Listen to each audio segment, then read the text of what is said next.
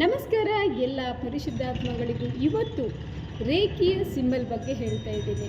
ನಾವು reiki second ಲೆವೆಲಲ್ಲಿ ಸಿಂಬಲನ್ನು ಉಪಯೋಗಿಸ್ತೇವೆ. ನಾನು ಯಾರಿಗೆ ರೇಖಿ ಸೆಕೆಂಡ್ ಅಟೈನ್ಮೆಂಟ್ ಕೊಟ್ಟಿದ್ದೇನೆ ಅವರಿಗೆಲ್ಲರಿಗೂ 3 ಸಿಂಬಲನ್ನು ಹೇಳ್ಕೊಟ್ಟಿದ್ದೀನಿ. ಈಗ ನಾನು ಏನು ಹೇಳೋದಕ್ಕೆ ಹೊರಟಿದ್ದೇನೆ ಅಂತಂದರೆ, ಈ ಸಿಂಬಲನ್ನು ಬಳಸುವಾಗ ನಾವು ಎಷ್ಟು ಪವರ್ಫುಲ್ಲಾಗಿ ಅದನ್ನು ಕನೆಕ್ಟ್ ಮಾಡ್ತೇವೆ ಅಷ್ಟು ಅದ್ಭುತವಾದಂತಹ ಒಂದು ರಿಸಲ್ಟನ್ನು ಪಡಿಬೋದು.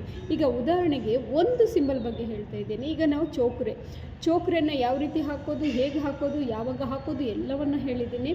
ಈಗ ಭಾವನಾತ್ಮಕವಾಗಿ ನಾವು ಅದರ ಜೊತೆ ಹೇಗೆ ಕನೆಕ್ಟ್ ಆಗಬೇಕು. ಈಗ ಚೋಕ್ರೆ ಹಾಕ್ತಾ ಇದ್ದಾಗ ಅದರ ಜೊತೆ ನೀವು ಎಷ್ಟು ಭಾವನೆಯನ್ನು ಕನೆಕ್ಟ್ ಮಾಡ್ತಾ ಇರ್ತೀರಾ ಅಂದರೆ, ಆ ಒಂದು ಎನರ್ಜಿ ಬರ್ತಾ ಇದೆ, ನೀವು ಹಾಕುವಾಗಲೂ ಆ ಬ್ರಹ್ಮಾಂಡದ ಎನರ್ಜಿ ನಿಮಗೆ ಕನೆಕ್ಟ್ ಆಗ್ತಾ ಇದೆ ಅಂತ ನೀವು ಎಷ್ಟು ಫೀಲ್ ಮಾಡ್ತೀರಾ ಅಷ್ಟು ಪವರ್ ಜಾಸ್ತಿ ಆಗ್ತಾ ಹೋಗುತ್ತೆ.